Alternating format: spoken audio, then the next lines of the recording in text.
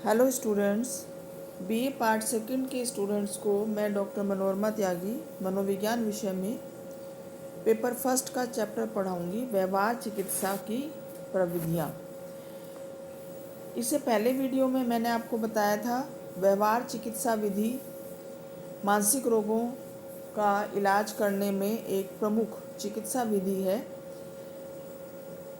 इस चिकित्सा विधि के अंदर अनेक प्रकार की टेक्निक्स का हम इस्तेमाल करते हैं मानसिक रोगों के इलाज में, और जो मुख्य रूप से ये टेक्निक्स हैं व्यवहार चिकित्सा पद्धति के अंतर्गत ये है क्रमबद्ध असंवेदीकरण, विरुचि चिकित्सा, दृढ़गाही चिकित्सा, मॉडलिंग और बायोफीडबैक। व्यवहार चिकित्सा पद्धति के अंतर्गत व्यवहार में परिवर्तन का प्रयास किया जाता है, क्योंकि ये माना जाता है, व्यवहारवादी मनोवैज्ञानिक ये मानते हैं कि व्यक्ति में जो असामान्यता उत्पन्न होती है उसका कारण उसकी सीखी हुई कुछ गलत आदतें हैं, और जिसकी वजह से असामान्यता विकसित होती है। तो जो असामान्य व्यवहार है वो सीखा हुआ व्यवहार है, इसलिए उस व्यवहार में परिवर्तन का प्रयास किया जाता है, जिसके लिए व्यवहार चिकित्सा विधि की कुछ टेक्निक्स का हम इस्तेमाल करते हैं। इसमें जो पहली विधि है वो है क्रमबद्ध असंवेदीकरण टेक्निक। व्यवहार चिकित्सा की ये बहुत ही लोकप्रिय और महत्वपूर्ण विधि है, जिसका प्रतिपादन सॉल्टर और वोल्पे ने किया। इस विधि का उपयोग तब किया जाता है जब रोगी में किसी परिस्थिति के प्रति उत्तम ढंग से अनुक्रिया करने की क्षमता होती है, परंतु वह ऐसा नहीं करके उससे डर कर चिंतित होकर अनुक्रिया करता है। अर्थात किसी भी परिस्थिति, किसी व्यक्ति, किसी स्थिति के प्रति जब व्यक्ति में डर उत्पन्न हो जाता है तब इस विधि का प्रयोग करते हैं उस डर को दूर करने के लिए।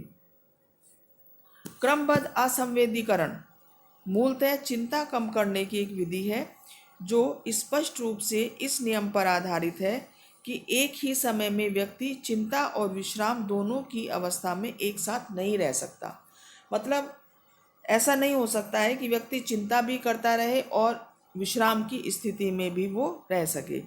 इसमें रोगी को पहले विश्राम की अवस्था में होने का प्रशिक्षण दिया जाता है, और जब वह इस विश्राम की अवस्था में होता है तब उसमें चिंता उत्पन्न करने वाले जो चीज़ें हैं, जो उद्दीपक है, उनको बढ़ते हुए क्रम में दिया जाता है। इसीलिए इसका नाम दिया है व्यवस्थित असंवेदीकरण प्रक्रिया।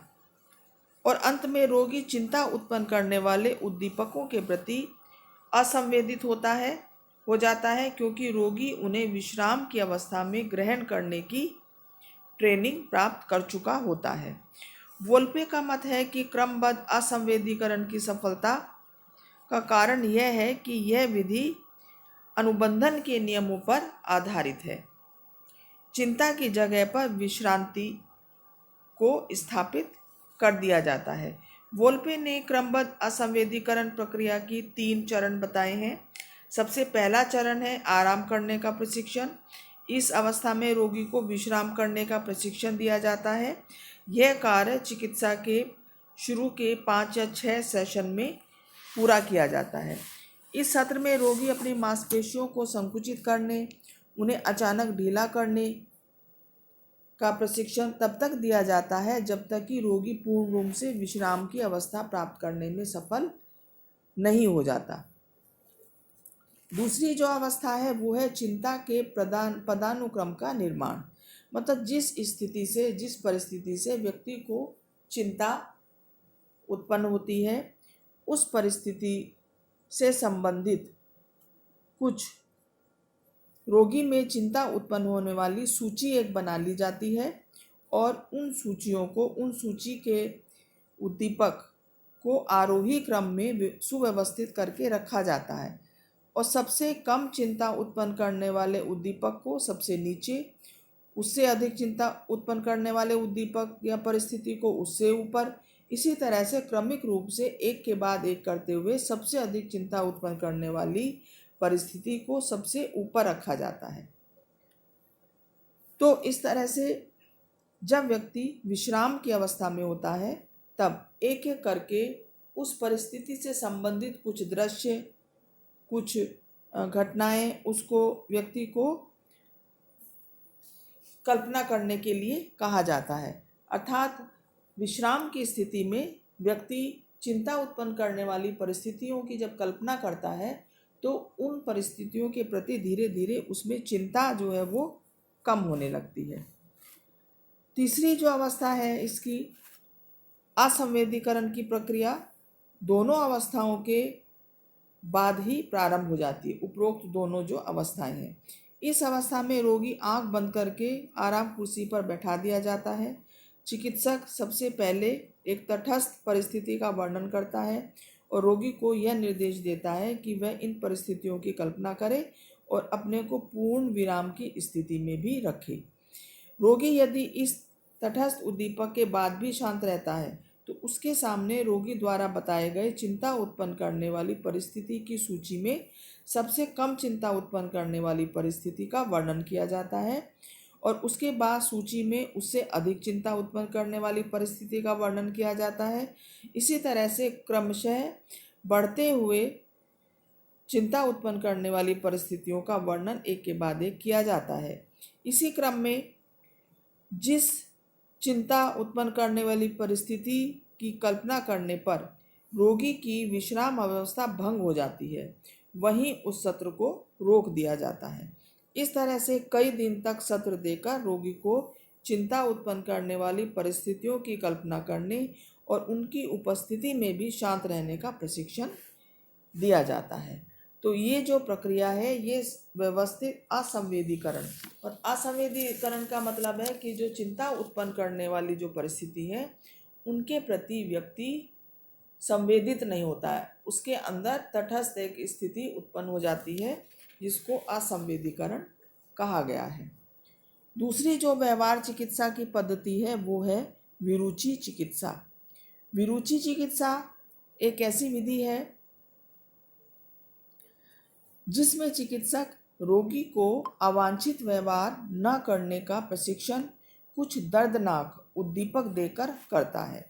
इस तरह की विधि में चिंता उत्पन्न करने वाली जो परिस्थिति या उद्दीपक है उनके प्रति रोगी में एक तरह की विरुचि या घृणा पैदा कर दी जाती है, जिससे उससे उत्पन्न होने वाली जो अवांछित या कुसमायोजित व्यवहार है वो धीरे धीरे अपने आप बंद हो जाता है। और रोगी में विरुचि उत्पन्न करने के लिए कई बार दंड का प्रावधान करते हैं, इलेक्ट्रिक शॉक का प्रयोग करते हैं, ड्रग्स देते हैं। जैसे अधिकतर मद्यपान छुड़ाने के लिए इस विधि का उपयोग किया जाता है कि जब व्यक्ति को मद्यपान करने की तीव्र इच्छा होती है तो उससे पहले उसको कोई ड्रग, कोई दवाई दी जाती है जिससे कि मद्यपान करने के बाद उसे वोमिटिंग या उल्टी हो जाती है और ये जो अनुभव है वो उसके लिए अरुचिकर होता है। तो धीरे धीरे जब बार बार इस तरह का अनुभव उसको होता है तो वो शराब पीना बंद कर देता है। इसको विरुचि चिकित्सा कहा गया है। ड्रग्स का भी प्रयोग कर सकते हैं, इलेक्ट्रिक शॉक का भी प्रयोग कर सकते हैं इसमें विरुचि उत्पन्न करने के लिए। तो इसको विरुचि चिकित्सा कहा गया है। तीसरी जो व्यवहार चिकित्सा विधि की जो विधि है वो है दृढ़गाही चिकित्सा। दृढ़गाही चिकित्सा या प्रशिक्षण व्यवहार चिकित्सा की एक प्रमुख विधि है।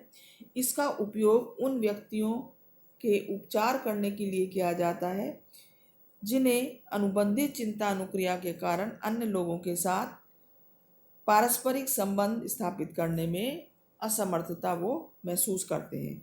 कुछ व्यक्ति ऐसे होते हैं जो अन्य व्यक्तियों के साथ उत्तम पारस्परिक संबंध स्थापित नहीं कर पाते हैं, जिससे उनमें हीनता, तुच्छता, चिंता का भाव उत्पन्न हो जाता है। ऐसे लोग अनावश्यक रूप से मानसिक तनाव से घिरे रहते हैं। ऐसे लोग चिंतित, क्रोधित और उत्साहहीन लगते हैं। तो इनका आत्मसम्मान कम हो जाता है और तरह तरह के मनोवैज्ञानिक लक्षण विकसित हो जाते हैं। दृढ़गाही चिकित्सा में ऐसे लोगों को दूसरों पर प्रभाव डालने का प्रशिक्षण देकर उनके आत्मसम्मान को ऊंचा उठाने का प्रयास किया जाता है। दूसरे शब्दों में ऐसे लोगों में जो दृढ़ता है, दृढ़ता के गुण को मजबूत किया जाता है कि वो अपने निश्चय पर दृढ़ रहें, अपने डिसीजन पर दृढ़ रहें।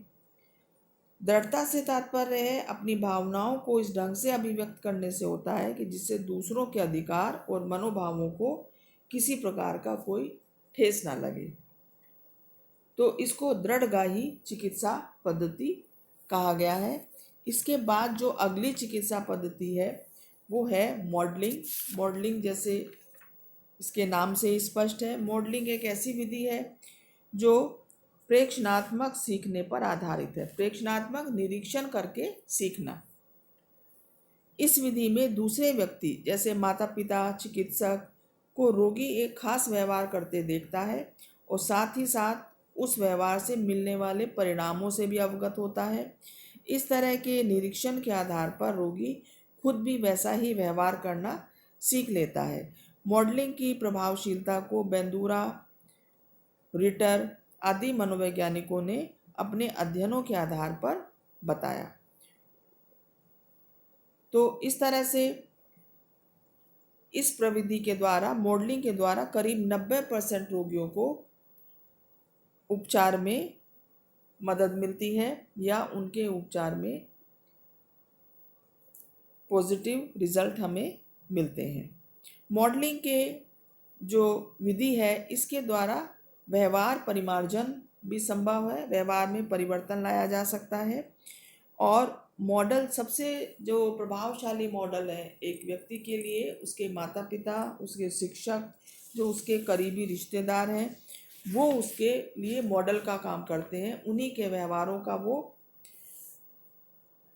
निरीक्षण करता है और उन्हीं के व्यवहारों को वो अपनाने का प्रयास करता है। तो यदि इन मॉडल्स का व्यवहार सकारात्मक होगा तो व्यक्ति भी उसी तरह का व्यवहार करने का प्रयास करेगा। अगली जो विधि है वो है बायोफीडबैक विधि। बायोफीडबैक एक ऐसी व्यवहार चिकित्सा है जिसे निटिजिल और उसके सहयोगियों ने 1991 में इसका शुरुआत की। व्यक्ति जब अपने आंतरिक और जो उसकी ऑटोनोमस प्रोसेस है, जो शरीर के अंदर चलने वाली जो स्वायत्त प्रक्रियाएं हैं उन पर नियंत्रण करने का प्रयास करता है, इसे बायोफीडबैक कहा जाता है। इस विधि में विशेष विद्युत उपकरण के सहारे से रोगी को अपनी शारीरिक क्रियाओं के बारे में सूचना प्रदान की जाती है और ऐसी शारीरिक क्रियाओं में मूलतः अनैच्छिक क्रियाएं होती हैं जैसे हृदय गति, रक्तचाप, त्वचा का तापक्रम, मस्तिष्क के तरंग और स्वायत्त तंत्रिका तंत्र से संबंधित कार्य। इन अनैच्छिक क्रियाओं में परिवर्तन लाने का प्रशिक्षण देकर रोगी के जो खराब या कुसमाजित व्यवहार हैं उनको दूर करने का प्रयास किया जाता है। बायोफीडबैक द्वारा उपचार करने में अनेक चरण देखे गए हैं, जैसे रोगी को शारीरिक अनुक्रिया जिसमें परिवर्तन करना है उसका मॉनिटर विशेष उपकरण, विद्युत उपकरण द्वारा किया जाता है। उपकरणों द्वारा सूचना को श्रवण, सुनकर या दृश्य संकेतों के रूप में परिवर्तित करके उसे रोगी के सामने रखा जाता है। रोगी उस संकेत में परिवर्तन अपनी शारीरिक क्रियाओं में परिवर्तन करके करता है। जैसे मान लीजिए कोई व्यक्ति सिर दर्द से प्रभावित है तो उसके सिर पर इलेक्ट्रोड लगा दिया जाएगा जो सिर के क्षेत्र से छोटे छोटे पेशीय क्रियाओं को ग्रहण कर उसे एक विशेष आवाज़ में बदल देगा। पेशीय क्रियाओं में परिवर्तन होने से आवाज़ में भी परिवर्तन होगा। रोगी का कार्य उस आवाज़ में कमी लाना या उसे समाप्त करना होगा, जिससे ये पता चलेगा कि पेशीय तनाव जो है वो समाप्त हो गया है या कम हो गया है, अर्थात सिर दर्द कम हो गया है या समाप्त हो गया है। और ऐसा बार बार करने से अंत में रोगी अपने सिर दर्द को कम करने में सफल हो जाता है। तो ये बायोफीडबैक विधि कहलाती है जिसमें व्यक्ति अपनी जो अनैच्छिक क्रियाएं हैं, जिसके ऊपर उसका नियंत्रण नहीं है, शरीर के अंदर होने वाली क्रियाओं को नियंत्रित करना सीखता है और इस तरह से उनको नियंत्रित कर अपनी जो टेंशन्स हैं, तनाव है, उनको कम करके वो कम करने का प्रयास करता है। तो बायोफीडबैक से कई तरह के रोग जैसे उच्च रक्तचाप है, सिर दर्द है, अनियमित हृदय गति है, इसमें काफ़ी सुधार देखने में आया है। तो स्टूडेंट्स, आज मैंने आपको बताया व्यवहार चिकित्सा पद्धति की कौन कौन सी विधियां हैं और उनका किस प्रकार से उपयोग किया जाता है मानसिक रोगों के इलाज में। मैं समझती हूँ आपको ये टॉपिक समझ में आ गया होगा। Thank you so much students.